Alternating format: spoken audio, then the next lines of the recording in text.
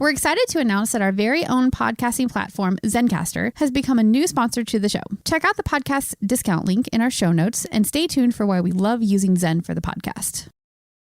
You're listening to the Archaeology Podcast Network.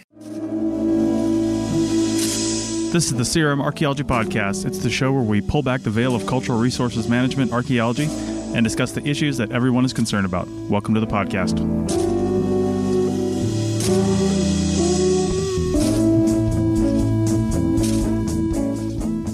Hello and welcome to the CRM Archaeology Podcast, episode 171 for August 28th, 2019. I'm your host, Chris Webster. On today's show, Stephen, Doug, and East Coast Bill talk trash about archaeology, or trash in archaeology. So get out your hefty bags because it's going to get messy, and because the CRM Archaeology Podcast starts right now.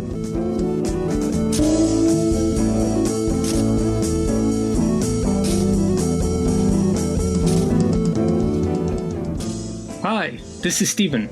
Chris couldn't be here for this episode. He's enjoying the summer a little too much. But joining me today is Bill in Maryland. Hello there. And Doug in Scotland. Hello.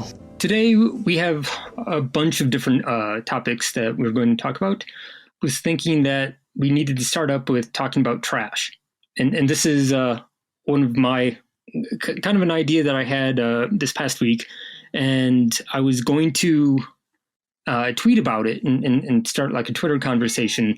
And it occurred to me that no, this like it's kind of a hot take, and it would work really, really well, you know, as like something for discussion for this podcast. So I held on to it, amazingly enough. So I'm going to bring it out here, and specifically, it's about trash and our notions of not necessarily contemporary archaeology remains, but like near past. So you know, now the 50-year rule is like hitting up the moon landing in 1969 and stuff, that we're dealing with a lot more plastics, a lot more trash. It's a lot more prevalent. And in some ways, it's becoming harder and harder to instantaneously be like, that's old or that's not old, stuff like that. But my thought is a lot of federal agencies in the States and just archaeologists in general, particularly the people who aren't very interested in mid-century, 20th century. A lot of these archaeologists feel that the trash is too ubiquitous and we need to come up with like programmatic ways of addressing these things and, you know, kind of bypass it. So maybe it's a quick document, you know, take a GPS point, rough count, move on. So my thought was, is this kind of turning a blind eye to the wasteful lifestyles that we have now, and when it could have potential for addressing, you know, all the climate crisis stuff, all the, you know, capitalism stuff, all the stuff that we have to deal with politically now, but like from a historical perspective. So I'll toss that at you guys. I think it's short-sighted, this sort of view, because I would consider, you know, if we're going to go start spitting out hot takes, archaeology is the study of trash, period. We're studying people's trash no matter their time period. I think it's short-sighted to dismiss materials of the last 50 years or shorter because of their ubiquitousness, because we just need to come up with different methods and different modeling. There is a collections crisis in terms of how much we collect in terms of physical space. We've talked about it a few times on this show about that crisis. But in terms of data collection, which is what we primarily do, most of these objects we collect are for data purposes. And the key reason we would keep them over time is that they have the potential to be reevaluated in a future with potentially stronger methods and different methods than we have now. But plastics themselves are not ubiquitous. Take soda bottles, for instance. If the labels are still intact, there are printings on those plastic bottles which could give you the exact day and year in which those things were manufactured. And by studying that, you have a better temporal study. Are these all from a same time period? Is this over a longer period of time? Is this from a single year, a single deposit episode, or was this deposited over years? That's the kind of interesting data we want as archaeologists out in the field. As we know, with the sort of, late capitalism, neoliberal age that we're sort of in right now, consumerism means that products have to change continuously in the market. So as much as we're surrounded by plastic stuff all the time, manufacturers are giving us different plastic stuff all the time. So that in itself gives us different temporal periods on here. If you had a pocket PC, like I did back in the mid-aughts, it's obscure, it's trash at this point because everybody has smartphones. It's sort of the precursor to smartphones. Why? Is the technology gone? No. They built in obsolescence, and we now have these new things now, and that other stuff becomes trash. But by having that trash, you now know this sort of 5-year period or so when these things were sort of a useful tool. So I think there is very much short-sightedness when it comes to the evaluation of modern materials. I have another take, but if anyone wants else to jump in right now, I'll let them do that, or else I can jump right to my other take. I think it's an interesting question. I think people are being slightly short-sighted in that we think plastic will be around a lot longer than it is. But in a sense of, plastic is going to be around for thousands of years as it breaks down and stays into the system, the ecological system, and there's all the microplastic issues with that. But plastics don't really last.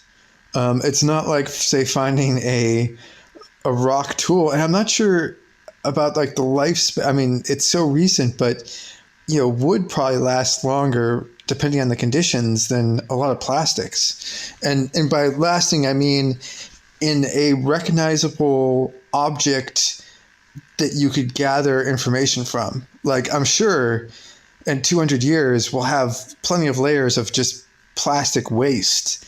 But would you be able to tell what that plastic was? Could you tell it was a cup or a toy or part of a car? I'm not sure. So I do sort of think that some people might be rushing a little too, jumping the gun, as it were, about dismissing plastics. I'm not sure they're going to be around as long. Like, the physical form, the material will be around for probably thousands of years, but it would have broken down. You won't be able to tell what it is. So plastic as an object, or the object that it makes up, I'm not sure we're going to have that for as long as people think we will. I could be wrong. I'm sure it differs from different types of plastic, but some of that stuff breaks down pretty quickly. But that would be an interesting thing. Like, I think one of our historical archaeology episodes, West Coast Bill made the comment that we really didn't have a good handle on plastics. Even like identifying plastics, and it's kind of rushing in really quickly. But I can think of like, it's not uncommon to find plastic stuff from the 40s and 50s, and there's still things, to put it simply. But I was also kind of just tossing plastic out there as an example. There's also a ton of metal. There's a lot of just stuff because, like as the 20th century progressed, we used more and more, or it seems like we used more and more stuff. It always cringes me. I've done quite a few metal detecting surveys on battlefield sites along the East Coast here. Revolutionary War, War of 1812, Civil War. And if you've ever worked with sort of the advocational metal detecting community, they commonly use the term trash when they're out in the field to describe sort of the modern objects, the objects that aren't part of their militaria. And they'll have trash pouches on their little their little setup on their belts, just to collect it and throw it away afterwards. And I've always been sort of two minds with this. One is the absolute cringe that all these potential material gets tossed away. But on the other side, by clearing out that metals, it makes it easier to sort of find the period you're looking for with that. And that ties into, I think, a bigger problem that we have with cultural resource management is that we often get stuck in the concept of period of significance. Well, at least out here in the East Coast, where a particular agency or SHPO is interested in a particular time period associated with your project area, because that's the one that may be potentially National Register worthy, in which case then you dismiss materials. I've been on plenty of sites where if anything resembled a 20th century item, it would be dismissed and discarded in the field and never collected. So by having these sets of rules, and I know with different places that date gets pushed back further, where, if we're looking for pre-contact, you may ignore all historic artifacts that you encounter in there. And so I think it's happened. Yeah. So and I've seen it vice versa. I've seen people dismiss pre-contacts because they were there looking for historic artifacts. So I think this ties into sort of a larger fundamental problem within archaeology, within at least cultural resource management, of trying, and I get the pressures on it because there's these time constraints, there's money's constraints, and if you have something that you could see could be on the National Register or whatever sort of registry agency is used to catalog sites in your country, that's going to be pressure to sort of spend your time on that area and to ignore others. But you're potentially losing the future archaeology. What's the point of you clear out all the late 20th century in this field because at this point you think it's not important? Then the person who lived on this property does something of historic significance next year, and all of a sudden in 50 years or 100 years from now, this property now is very important for this person who lived there at that point, and they want to get all the archaeology they can out of there. Well, some knuckleheads in the early 21st century cleaned out the place and there's nothing left. So that is sort of the hubris we run into when we dismiss things as not important now, because it doesn't mean it won't be important later. Well, especially I would think that's correct. And if we dismiss stuff because it's too young, particularly then, because if you're so focused on it's got to be 50 years old, if you hit something that's like 45 years old, you're like, I don't need to record it. But then like in 5 years, that is potentially historic property. It needs to get evaluated. And if you've barely even mentioned it or didn't mention it at all, it could go unnoticed in 5 years' time, assuming it wasn't destroyed by the undertaking initially. But the reality is, who's going to pay for that? And that is one of the problems with sort of the commercial archaeology, is that there is this overriding economic oversight of us. We can only do the things we get paid for, and we are not charitable. We are not nonprofits, so we can't go off and do what seems to be interesting research.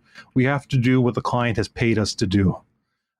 So that is definitely a pressure out there. And for most of our clients, it's more important to potentially be on the registers, because that is closest they can get to economic incentives, because that can become a place that can then maybe improve a neighborhood or so forth, because it's a historic resource, as opposed to just, casually finding out what people in the mid 20th century were doing when they went out to the side of the farm and drank all night. I find that interesting, but people judge these things differently, and they normally judge these things through an economic model, and that is definitely a pressure that's placed upon us, and it's a reality placed upon us. We can't ignore the economic pressure, because that's how we put our roof over our head, is because of those economic conditions. So here's me bailing out at the end with no easy answer. Yeah. Well, and I think particularly documenting stuff that will eventually turn 50 is in the private sector, where we're doing work for private industry that it got triggered because there's a permit or some sort of funding or whatever. That's one thing. But if you're dealing with like federal lands or something like that, or a land management agency, I think there would be additional pressure to at least take a GPS point and a rough date, so people have an idea of what's coming down the pipe. I'm not sure this is just sort of a CRM problem, because you see it a lot in a lot of countries, in a lot of excavations, they're not necessarily CRM related. So like Israel is a perfect example in which they pretty much plow through all their Islamic and Byzantine archaeology to get down to the quote unquote Bible archaeology. And so you run into that, but you run into that in a lot of different countries where certain periods don't fit in with the nationalistic narrative, or it does. And so that's what gets chosen. You also see it on research digs as well. I remember I was on a dig for a hill fort in Scotland, and the people who were doing it were very interested in the hill fort because that's what their research is on. But we ended up digging a nice trench near it because there had been a later use medieval trackway. I thought that was way more fascinating than the hill fort because it's a hill fort in Scotland. It's not like what you end up down in England. There's rarely any artifacts. You find hut circles, stuff like that. But the trackway had multiple phases, interesting surfaces. I thought it was fascinating, but it was not a priority. And I think you run into it a lot in all archaeology. Like, basically, we're all biased. There will be archaeologists, and I include myself in this, who say they like it all, but there's still things you like better, or you would prefer to research, or you have specific questions that you set out to research, and maybe you've got grant funding for, or things like that. It doesn't always. It's a weird one because in archaeology, a lot of people are supposed to have questions that they're supposed to answer beforehand. And I kind of think that's a bit, it's nice, but rarely does it work once you've put, a shovel into the ground. Are you actually able to research what you had set out to research exactly? So I don't know. I think it's an archaeology-wide problem. And maybe it's just a people problem that we like certain things and prioritize those over others. Well, and that kind of brings us full circle to my original point, which is that our policies of de-emphasizing trash is part of our bias against our own particular lifeways. And we're going to take this up briefly, maybe, in the second segment after this break. Chris Webster here for the Archaeology Podcast Network. We strive for high-quality interviews and content so you can find information on any topic in archaeology from around the world. One way we do that is by recording interviews with our hosts and guests located in many parts of the world all at once. We do that through the use of Zencastr. That's Zencastr. Zencastr allows us to record high-quality audio with no stress on the guest. Just send them a link to click on, and that's it. Zencastr does the rest. They even do automatic transcriptions. Check out the link in the show notes for 30% off your first 3 months, or go to zencastr.com and use the code CRMARC. Looking to expand your knowledge of X-rays and imaging in the archaeology field? Then check out An Introduction to Paleoradiography, a short online course offering professional training for archaeologists and affiliated disciplines. Created by archaeologist, radiographer, and lecturer James Elliott, the content of this course is based upon his research and teaching experience in higher education. It is approved by the Chartered Institute for Archaeologists as 4 hours of training. That's in the UK, for those of you that don't know. So don't miss out on this exciting opportunity for professional and personal development. For more information on pricing and course structure, visit paleoimaging.com. That's PALEO imaging.com, and look for the link in the show notes to this episode. Welcome back. At the end of the first segment, we were discussing the biases of archaeology, and I was making the case that this kind of brought it full circle back to my original point, where it's our biases against the ubiquitous mid-century trash that makes us want to just kind of discount it wholesale, whereas it could be incredibly useful to actually talk about the modern life ways that we all still live, or at least the precursors to it. And it had me thinking when Doug was talking that perhaps this is actually makes for a case where the 50-year rule that's prevalent throughout CRM in North America. Perhaps that means that 50-year rule is actually too recent, because at this point we are starting to look at the precursors to our own lives, or the near precursors. Like, we see stuff that, like, I remember my parents having when I was little, stuff like that. Doug had a disagreement to that, and I will throw it over to him and let him rebut. So with anything, there's trade-offs. I think one of the more negative trade-offs with pushing back the date at which we are interested is we alienate audiences that are interested in the more recent past. Last year, we did a dig in Glasgow, and it was in this area called Mary Hill. And basically, 1800s, there's a lot of industry. They actually build military barracks there, and it's the light infantry, and it's known as the Mary Hill Barracks. 1950s, they closed down the barracks, and 1960s, they basically build a housing estate on top of it. And so we went into this housing estate for a project, community project, and we went and excavated in certain areas to see if we could find the remains of the barracks. And one of the groups we worked with was the local sort of school group. And while, I mean, it was fantastic archaeology, they did a horrible job in demolishing the barracks, which was great for us because basically you dug down, 30 centimeters at the most, and you hit the foundations of all the barracks.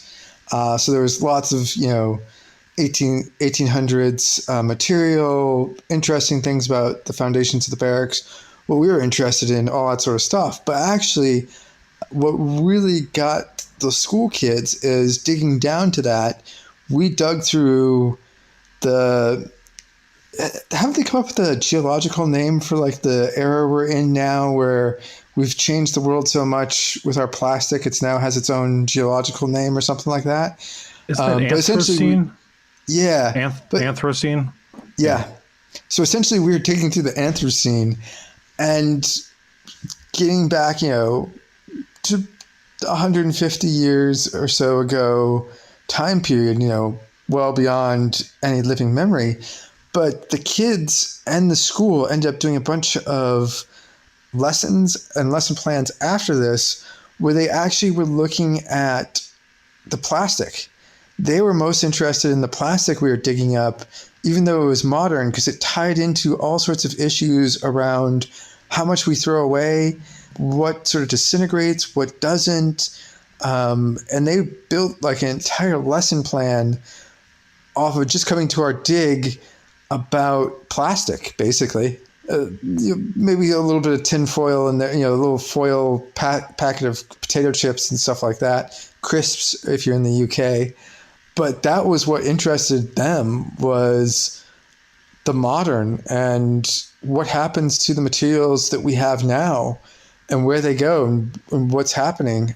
So yeah, I think there's a trade-off in that if we do push back 50 years or more, 75 years, 100 years, 200 years, what we consider to be archaeology and interesting, we're then not engaging those people who find the last 50 years or 100 years or 200 years interesting. So I'm not saying it's not doable and not something we shouldn't have a discussion about, but there is a downside to that, is you are going to be alienating some of our audience with stuff that is relevant to them and that they consider important.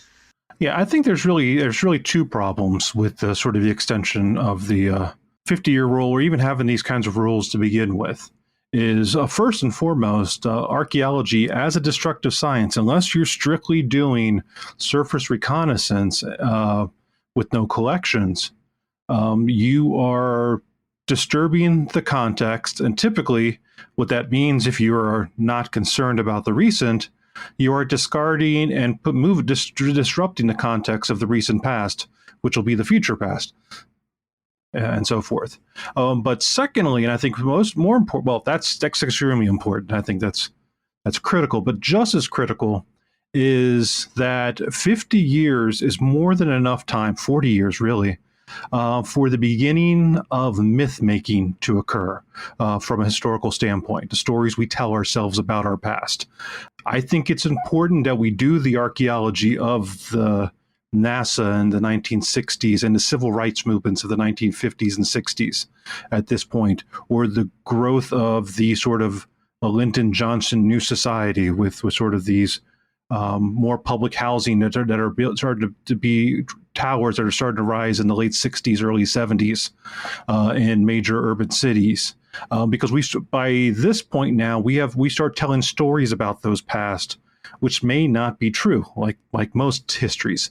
So it's always good, and I think one of the most important things for archaeology in general is to ground truth the past.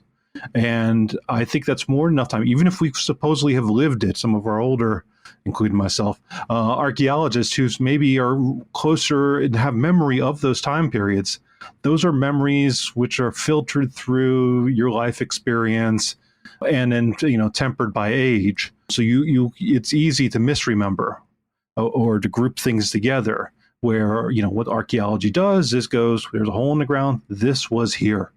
This was over there. And it eliminates sort of that thing there. So I think it's extremely important that we are studying the near past as much as we do the far past. But I think when we're talking about this stuff in like North America and the United States in particular, it's because almost all cultural resources in this country is tied into the National Historic Preservation Act. And the National Register. And the National Register. And those are specific guidelines that were originally put together for standing structures. And they were there to sort of protect and preserve standing structures, which is why archaeology really only has one place on that thing, potential for future research, category D, for those familiar with the National Register classifications. So it's archaeology was never front and center with the development of these things. And I'm sure someone will challenge us, and please email us at the show and challenge. We enjoy the conversation.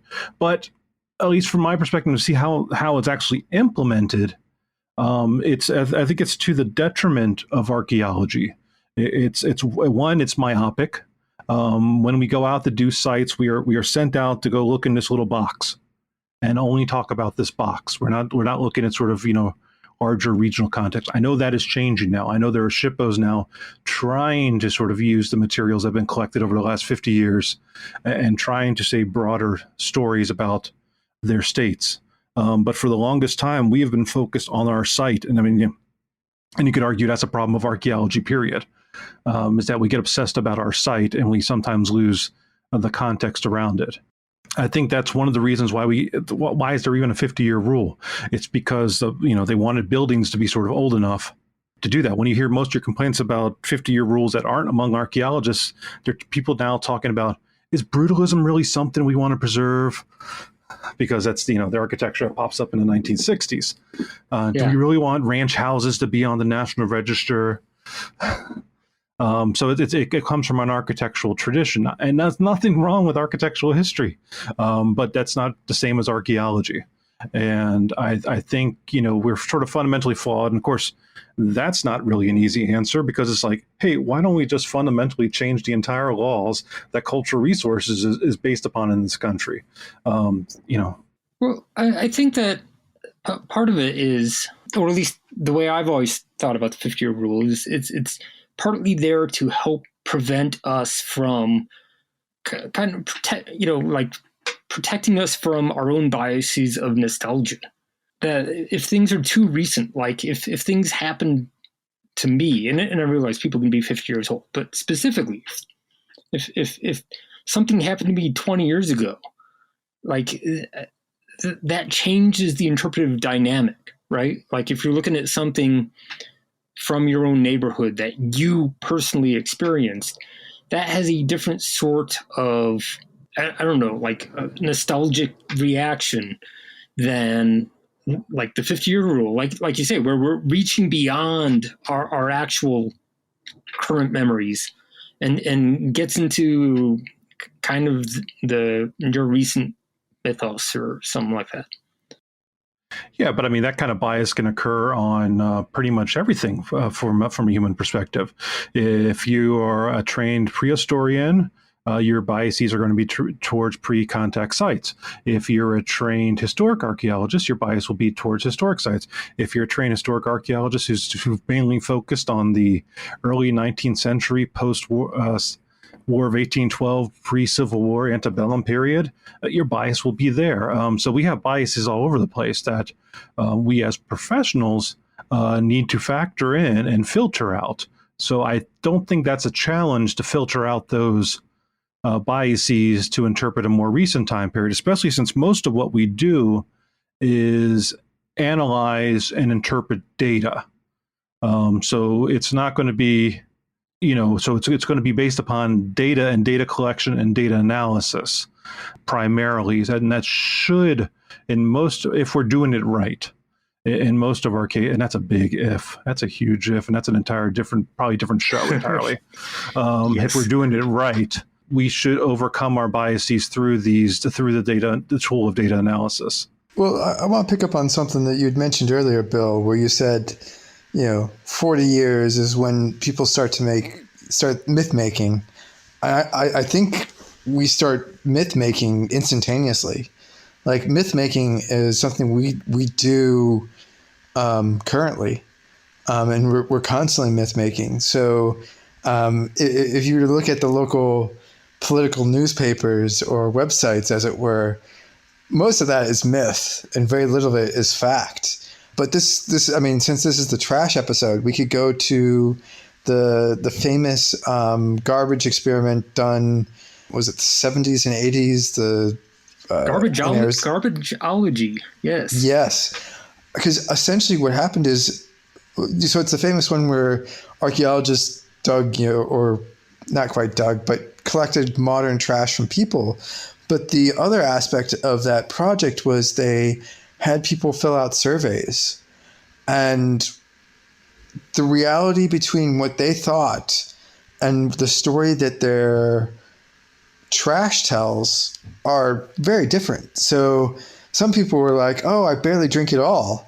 And then they'd go to the trash and be like, well, the 600 cans of beer over the last week tells a very different story than what you believe you do. And so I think you should actually be pushing, I'm a bit radical on this side, but I actually think there shouldn't be a 50-year limit. Also, it's not just 50 years, it's 50 years plus not currently being lived in or not being currently used as a structure. And I think that is a horrible way to do cultural resource management because, as you guys had mentioned, this is going to be like a X-Men series or something there where we're like living in the days of future past where we should be recording stuff, and it should be, you don't need to do a full excavation, but we should be going out there with cameras and doing buildings recording and laser scans and photogrammetry. And of course, if you'd asked us 10 years ago, it would just be photos and maybe some measurements, but buildings and where we we live in a constantly changing environment. Many structures will never get the chance to be examined by archaeologists because essentially, think about how many downtowns, when you put in like a high rise, you essentially knock down the building that was before it. And with modern construction, when we take down a building, we take down a building. Like, it's not something that happened like the 60s or 70s where they'd kind of flatten it and lay out the ground. Now we basically, every building has some sort of basement. They go down meters into the foundation. They wipe out everything. I can't think of, unless it's been specifically designed, modern architecture to preserve what's below it. And that usually only happens in areas where you have like deep deposits of archaeology and there's political will. So, certain cities like Rome, they don't design their buildings to go very deep because you're digging into Roman Rome. But those aside, I'd say in most North America, it's not even a consideration what sort of cultural heritage you're wiping out and what building you're taking down. We basically decide a building is not important anymore, bulldoze it, and archaeologists will never see it. And so if we're not recording what it looked like now, even if it's still standing, even if it's still in use, we may never get that chance to ever know what it was unless you go back into an archive and hope. I mean, I guess we can now kind of think that like hopefully Google Maps will be around in 50 years, and then you can go to that date and be able to, and hopefully Google's not charging you money for it at that time, or whatever company that owns the shell of Google, and you can go and kind of look at a picture of maybe what was there, but you won't have measurements, you won't have photogrammetry, you won't have laser scans. Well, I guess you might be able to do some photogrammetry depending on what the data is kept by Google. Yeah, that would not be in agreement with your terms of service. Sorry. So just to update our listeners right now, the book that we were referring to earlier was called Rubbish, the Archaeology of Garbage by William Rathje and Cullen Murphy. But I have another idea, but I guess we could take that up after the break. Some issue we've been sort of dancing around, but maybe we can jump into it after the break. That's it. Sounds good. We'll be back in a moment. You may have heard my pitch for membership. It's a great idea and really helps out. However, you can also support us by picking up a fun t-shirt, sticker, or something from a large selection of items from our TeePublic store. Head over to arcpodnet.com/shop for a link. That's arcpodnet.com/shop to pick up some fun swag and support the show. Welcome back to the third segment of an interesting episode about trash. When we left off, Bill was about to jump in with some interesting thoughts. Bill? So I think one of the things we've been dancing around this entire thing is that archaeology is the study of material culture of the past, including the recent past. And one of the things we've sort of talked about with sort of the examples we've used, especially when it comes to plastic, is that this can tie in, be very interdisciplinary with sort of other fields, whether it's climate change study, whether it's biologist or ecologist, or even with the garbage idea, sociologists in terms of like the pattern of consumption with people within like urban environments or even rural environments. We could probably just do the same kind of studies that can help with city planning and just planning in general. So I think we're kind of potentially missing a huge opportunity where archaeology can be useful to other fields where it's not always, I mean, it's going to be historic, but this data isn't just something we can put into our own ivory tower. It's something we can actually give to sort of these other partners. I'm thinking now of really branching out of like within the United States, the cultural resource management sort of gets lumped in with environmental resources and a bunch of other sort of planning tools under the National Environmental Policy Act. And if we actually took that to its truest sense, it should be interdisciplinary, where those factors sort of get washed in with each other, where the wetland specialists can give some information to the archaeologists to sort of better assess, the potential for areas and digging and so forth. And, based upon findings of like garbage and stuff like that, could also potentially influence the level of potential pollutants in there. Like if there's a lot of material, because we talk a lot about plastic, but some of the best stuff to find, and by best I mean worst, are things like unexploded ordnances, dumped chemicals, petrol, other sorts of weird colored fluids that come out of the ground, bright lime greens and reds and stuff.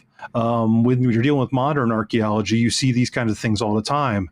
But I think this is something we should be working better hand in hand with sort of these other partners in the environmental world. And I'm just sort of throwing it out there that this may be something more for archaeologists to do as cultural resource managers, but also I think it provides us to be better opportunities to be better stewards of the land, of the areas we're living in and working in. If we are, working hand in hand with these other groups and so forth, whether it's, like I said, the sociologist or the other environmentalists. So I'm just sort of throwing out there that, we get stuck in our own historic well, but the data we actually collect can actually be useful to other people besides those who are interested in the past. Well, and it's funny you talk about that, because I've thought that it would be really handy for us to do our work in dealing with, those historic chemical spills or potentially dangerous areas that are potentially dangerous to archaeologists. That in some ways, because this is part of the historical record of those particular areas, that if we think about archaeology, particularly cultural resource management archaeology, as in some ways almost like a historical environmental geology or geography, where, basically we get better at documenting things as they're going on. And then, we're able to use that to process what's happened in the past. So in essentially, it's kind of more the idea that we front load things as they, the front load the data as it happens. And then that improves our level of record. And I think this kind of differs from like our normal conceptions of the archaeologists working with, historical records, in that this is done with would be done with those specific ideas in mind. And whereas a lot of histories and stuff are kind of synthesized aggregates, this would be more just like geographic data. Yeah, I mean, I know on many urban projects I've worked on, you'll get maps of sort of, known utilities in an area. And they're always hilarious because, you know where the current stuff is. But if it's a bigger, older environment, there are going to be older utilities in there, and we may record them or may not record them. But I think they're just used as like, okay, we can dig over here, but we can't dig over there. But if we looked at it more holistically, we may be able to sort of look into the patterns of sort of how this particular urban area developed over time, and why is this utility here? Instead of just going, we need to avoid it. Are we asking the question of why it's even there to begin with? Sometimes it's super obvious, and sometimes it's not. With that, and we bump into the nasty petroleum-soaked area behind a house where they used to have a heating oil tank buried underground. We assume somebody else has taken a look at that and is taking care of that, especially if it's going to be a future development project, because that soil is contaminated soil and should be treated differently than all the other soils in the area. But, most of the time we're like, it's not our worry. And if it was our worry, we have no one to talk to about it anyway. And we're sort of left out of the process. That's the sort of way I normally feel when we start bumping into these potentially hazardous materials, especially hazardous materials on sites. If it's not pre-identified, our discovery of them really doesn't go up the chain, unless like you're on a federal project and sort of the resource manager is there, and you can tell them, and they're definitely concerned, and they're going to shoot it off to other people. But not every project's like that. You're working on a private developer, they may not, but you don't know what's actually going to happen. or they never think about telling you, and so you're going out in the field, and they're like, you're digging over there? Really? But what about the creosote? And you're like, what? Yeah, I mean, the number of times, that's a whole other health and safety issue for down the line, if we haven't already done these shows. Like, how many, shovel tests have I dug through a petroleum-soaked thing, or antifreeze soaked thing, or creatine soaked thing, or hey, look at this, sort of unexploded, ordnance shell, and that can even include like bullets. Enough bullets in an area can cause lead contamination of the soil. Asbestos, especially with an old building sites. I would say in general, this is definitely for a future episode, but health and safety for commercial archaeologists leaves much to be desired in terms of identification and protection. I feel like it's pretty good up here. The safety policies seem pretty good, but yeah, I think one of the weaker areas is that you don't necessarily know where you're going to find until you hit it. Right. Most things are fine. It's so I was talking about specifically, I think like ground contamination. Sure. Just because really, unfortunately, a lot of this is sometimes we don't know ahead of time, and maybe we need to have our kits a little better designed, at least from the official kits from the company to sort of give us a little better tools in case we do bump into some of these other hazards. Respirators. Well, or yeah, is it a possibility that certain things just get buys? It's a mulligan because nobody can dig it, right? It's like, I've been on a site where we were in a former house site. The basement was open. The basement definitely had a very strong petroleum smell, but our project told us we had to dig a test unit in there. So basically, one person went into the unit with another person sitting on top of the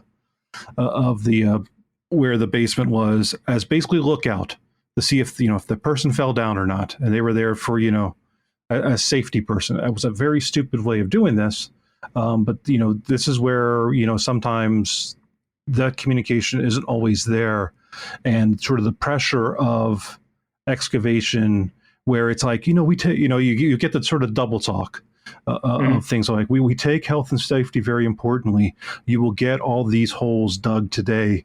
That unit has to be done by the end of the day. And sometimes those are very much in conflict. So which do you choose? Most people will choose to get those things done because that keeps you with the company, and you sort of maybe don't talk about it this time, and maybe you got a cough for a week, but you're fine afterwards. You may probably just pollen anyway. Archaeologists, we tend to not always take care of our bodies or look out for ourselves, which is why it's important from the company and the management point of view to look out for the field crews, because the field crew will just do what needs to be done. And I've gone off on another tangent now. It's the tangent episode. It's like you're going off on the. Well, I said there were going to be multiple topics, so you're touching on health and safety. But I want to go back. Health and safety with the trash. Yeah. I want to go back. I had a couple of thoughts. I made notes in the last segment. The first one is Doug was talking about. Stipulation is that these properties can't be currently occupied, and I find the idea of when things turn into archaeology, is like a fascinating thing. Particularly up here, where like ownership reverts back to the crown. And it's like, well, how does that even work? Like, it's private property. If, like that license plate or maybe license plates aren't the best option, but like those beer bottles belong to someone, and then suddenly they become property of the crown somewhere through some sort of legal magic, right?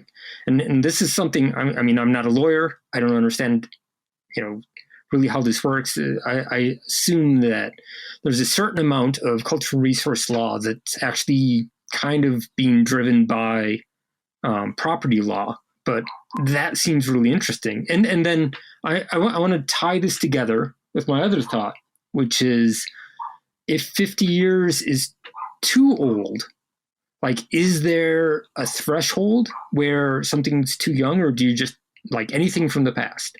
How do we work all this together? Well, so this also sort of ties back to one of the things, and we probably shouldn't be opening this can of worms with like 5 minutes left in the podcast, but don't worry, I'll cut you off. But that's the best time to do it. Bill had said archaeology is the study of material culture from the past, but I'm not sure it is. And this is one of this is one of the great debates in archaeology. What is archaeology? And I think a lot of it has to be is we've just inherited stuff from 200 years ago that isn't applicable now. But and it comes back to the whole is like archaeology, anthropology, and essentially anything you study is going to be the past.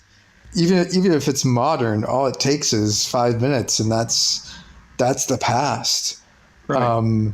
Actually, it just takes a second or less. It's essentially the beginning of this podcast is something that's in the past that we legitimately could study, and I think Chris people will get have a little. To excavate that.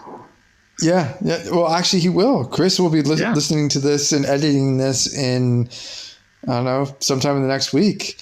So he'll be being a digital archaeologist, an audio archaeologist, as it were, very shortly.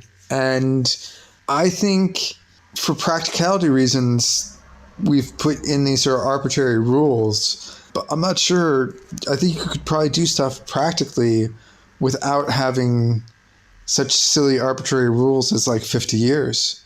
And I think, sorry, I was getting a bit off topic, but basically we can define archaeology how we want to as a whole field.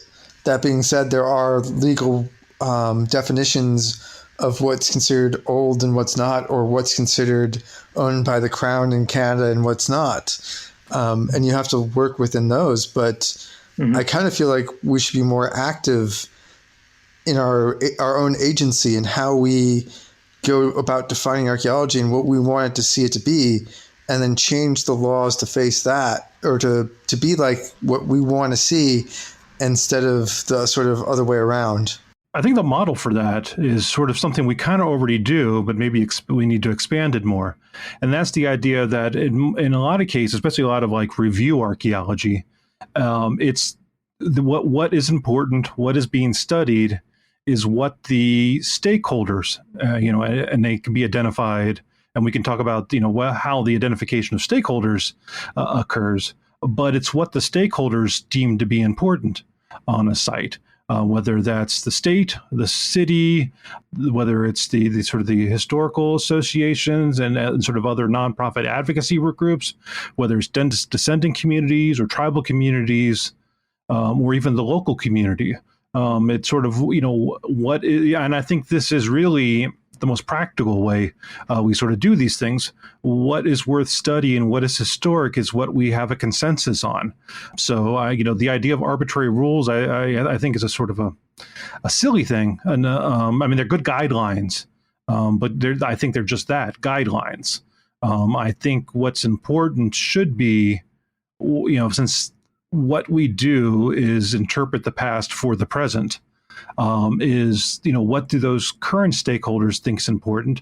And it's among the entire group, including the archaeologist, having this discussion. And the consensus becomes that's what's important. And it'll be sloppy, and we will drop things. Realistically, in sort of our current society, that's probably the closest to fair that we can do, is sort of build a consensus. And then that's what becomes important. Could we do that on like a project by project basis? Like, as part of the public consultation, be like, okay, here's everything that happened here for the past 16,000 years. I think we do need to take a project by project look at these things, because on one project, 50, 100 years may be absolutely the right way of doing it. It's a farm. It has been a farm for 300 years, but a battle happened on that field 150 years ago. And that may be the most significant. Plus, we know some of the life ways we can learn about, like, late 19th, early 20th century. But considering this is a farm like the other 50 farms that still exist and have existed for the last 100 years in this area, maybe it's not so important that we find out what happened from the 1950s through today, because we can get that data from one of these other farms. And so it's a case by case, but you have to weigh it on there. It may be right to do the entire timeline of that, or it may be okay to chunk it up into pieces. But I do think I would advocate that sort of what's important is what's important for that site and for that project, and not necessarily some sort of outside arbitrary thing. But that can also get complicated and messy, especially if you don't include all stakeholders, and then a stakeholder comes in later and says, hey, why didn't you look at this? Yeah, but also you won't know what's there. I mean, that's why we do the archaeology, is not because we know what's there. It's a very tough way of doing it on a project by project basis without, you kind of have to just say it's all important. And then when you go for the post-X and starting to analyze it and put it together, then you need to make choices on that. But in terms of, unless you're doing a project where you say do a bunch of trial trenches, figure out mostly what's there, record everything, and then do stakeholder analysis, engagement, and then decide what you're going to do when you go back for like a full excavation. But in practicality, that rarely, it can happen. You do get like walkover survey that then decides, or, shuffle to test pits that then decide, oh, there's something here, we should go and excavate. But sometimes, depending where it is and what's happening, you just sent in there and you just dig, and then you work it out later. Well, a lot of interesting thoughts, but we're out of time.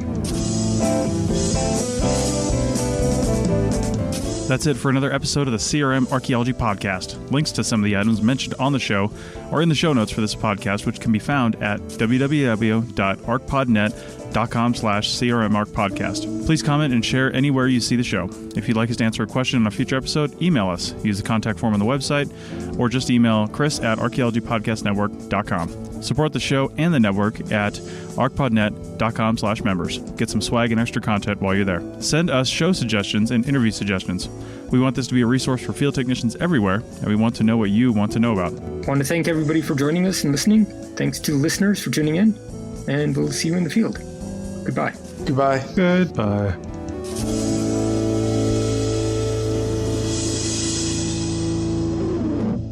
This show is produced and recorded by the Archaeology Podcast Network, Chris Webster and Tristan Boyle, in Reno, Nevada, at the Reno Collective. This has been a presentation of the Archaeology Podcast Network. Visit us on the web for show notes and other podcasts at www.arcpodnet.com. Contact us at chris@archaeologypodcastnetwork.com. Thanks again for listening to this episode and for supporting the Archaeology Podcast Network. If you want these shows to keep going, consider becoming a member for just $7.99 US a month. That's cheaper than a venti quad eggnog latte. Go to arcpodnet.com/members for more info.